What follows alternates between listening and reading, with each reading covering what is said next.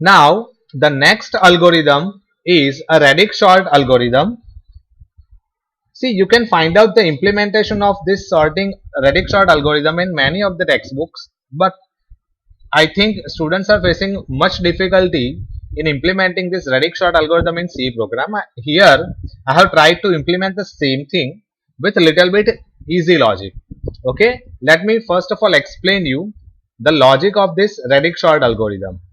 First of all, whatever data we are providing to our program, we need to find out the largest number from that particular data, and we need to check that how many digits are there in the largest number, because the total number of digits available in the largest number given by the user, that decides the number of passes to be processed in radix sort algorithm, right?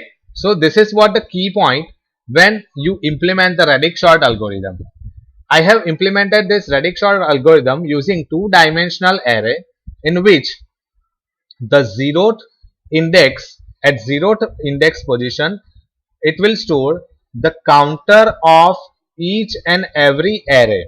For example, let us consider that I have created a two-dimensional array of 100 elements, in which the first column represents the total number of elements stored in each row. I hope now it is clear. Consider a two-dimensional array in which it can store 100 elements in it. As you know that our number system is contain 0 to 9 elements, and if I would like to generate any number, I can use only 0 to 9 numbers. So over here I have taken 0 to 9 rows instead of, you can say, right? In each row, the first column stores the total number of elements stored in that particular row. For example, if in the first row there are 5 elements, right, then the first column of first row will contain 5, right? If there are 3 elements in my second row, then the first column of the second row will contain 3. I hope now you understand. Okay, so what I have done over here, as you can see, I am taking 10 elements from the user, from the main method, and I am passing it to my radix function. Okay, this is my array and this is the total number of elements given by the user. Now I will be here. Now as per my logic, first of all my first task is to find out the maximum number. So I am processing my array and finding out the maximum number.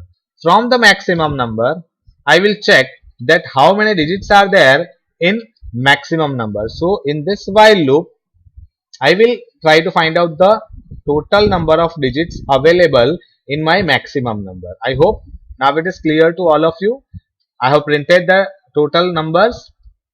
So if I have entered, let's say my maximum number is 567, then it requires total 3 passes, that is pass 0, pass 1 and pass 2.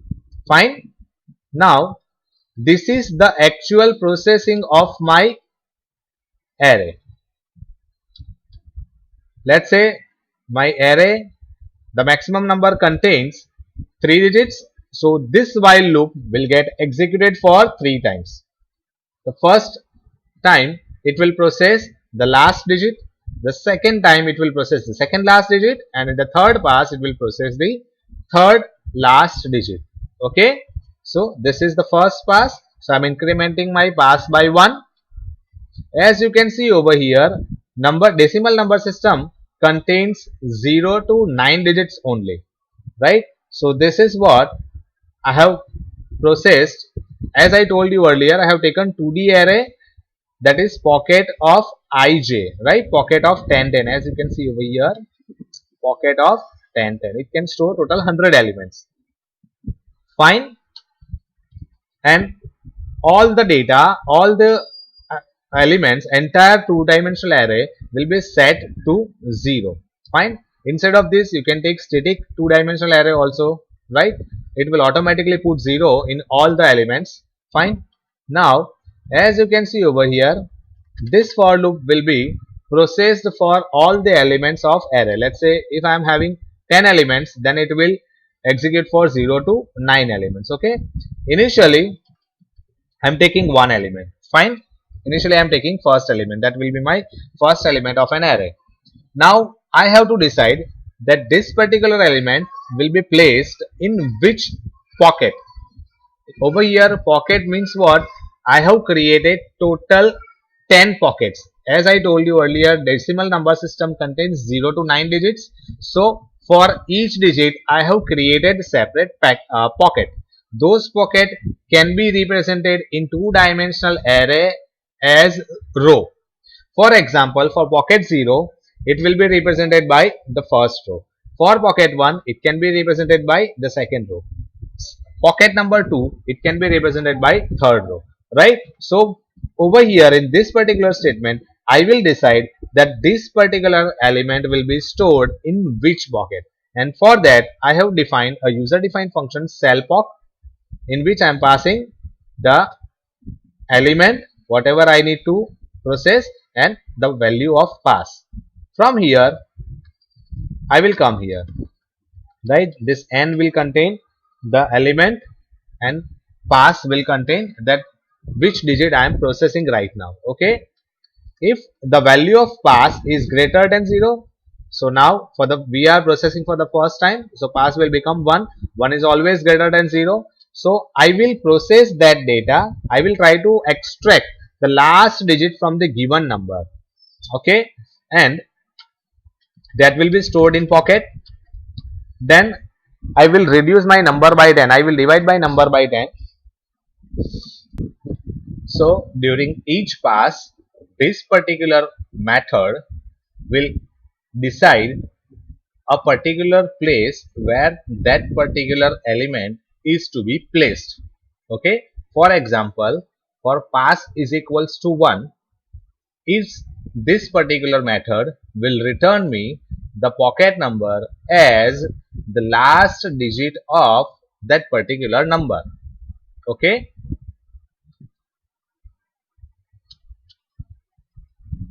So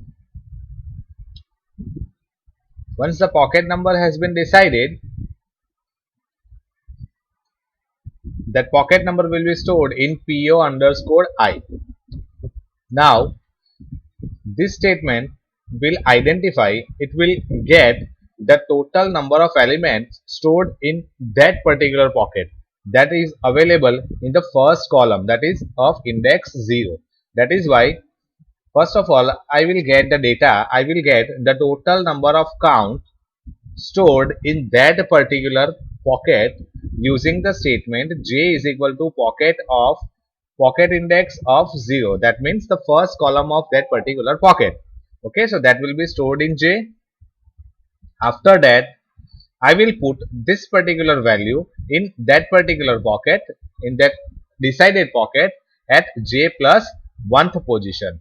Okay, and at the same time I will increment the counter of that particular pocket. Fine. So after all, this particular loop will decide the pocket for specific number, fetches the counter of that pocket, put the value in that particular pocket, and at the same time it will increment the pocket counter. Fine. And this for loop will print the status, that means the value stored in specific pocket. Okay. After completion of first pass, we will process for the second pass. In second pass, we will collect all the data stored in a pocket format from 0 to 9 pockets. Okay, in a sequence. Once we get them in a sequence, we will again process the entire array for the second last position. That will be considered as our pass number 2. Okay, in this pass, all the elements are arranged with the help of its second last digit number according to the pocket matrix. Fine. In the pass number 3, all the elements are stored according to the third last digit of each pocket, and they are arranged in pocket matrix. Likewise, at the end, we will get our sorted data. So let us try to execute the Radix sort algorithm. Let me take 8 numbers: 25, 102, 35, 98, 1024, 95, 64 and 78. As you can see over here, the maximum number is 1024. The maximum number contains total 4 digits, right? So by this two information, we can say our algorithm or our program requires 4 passes to sort the data. For pass number 0, it will arrange all the elements according to its last digit. Okay, so let's say start with the 25. So 25 will be stored in pocket number 5. Next 102 will be stored in pocket number 2. 35 will be stored in pocket number 35. 98 will be stored in pocket number 8. 1024 will be stored in pocket number 4. 95 will be stored in pocket number 5. 64 will be stored in pocket number 4.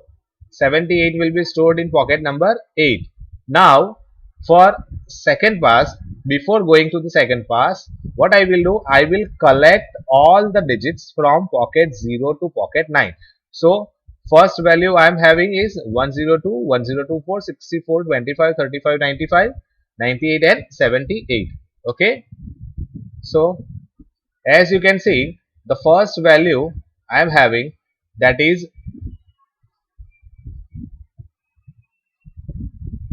now you can see over here, I have arranged the elements. I have collected the elements in this order: 102, 1024, 64, 25, 35, 95, 98 and 78. Now in the second pass, that is pass number 1, it will arrange the elements according to its second last position. So let us assume that second last position is 0 over here. So it will be stored in pocket number 0.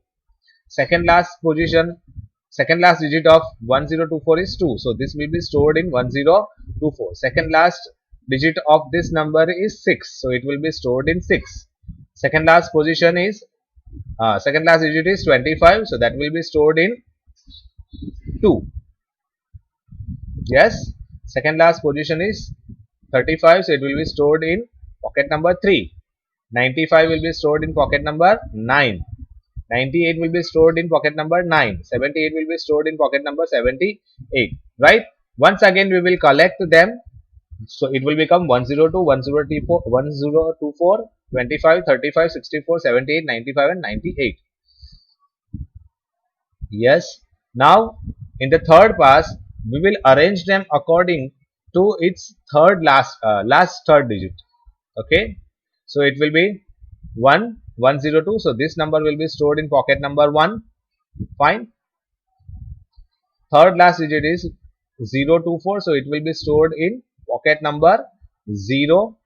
Fine. See, now all the elements are having only 2 digits. No third digit is there. So third digit will be considered as, last to third digit will be considered as 0. So all the elements are stored in pocket number 0 sequentially. So 25, 35, 64, 78, 95 and 98. Right? So this will be the pocket arrangement during the pass number 2. Okay, that is third pass. Once again we will collect them together. Now you can see, now we will process the fourth last digit of each number. So it is 1024. So that will be stored in pocket number 1. 25, again there is no preceding digits over here. So they all are considered in zeroth index, right? So they all are stored in pocket number 0 sequentially. right? Once again we will get all the data, and at last we are having our sorted data. As you can see over here, all the elements are in sorted order. Fine. Once again you can see, let's say I am taking 10 elements: 1, 10, 100, 1024, 99, 65, 78, 32, 59 and 45. As you can see, the maximum number is 1024, so it requires 4 passes. In the pass number 1, all the elements are arranged basis on the last digit of each elements. Fine. In the next pass, all the elements are arranged in the second last digit of each element. The third pass, all the elements are arranged on the basis of third last element. And in the fourth pass, all the elements are arranged on the basis of fourth last element, and at the end we are having our sorted data. I hope you very well understood the implementation of radix sort.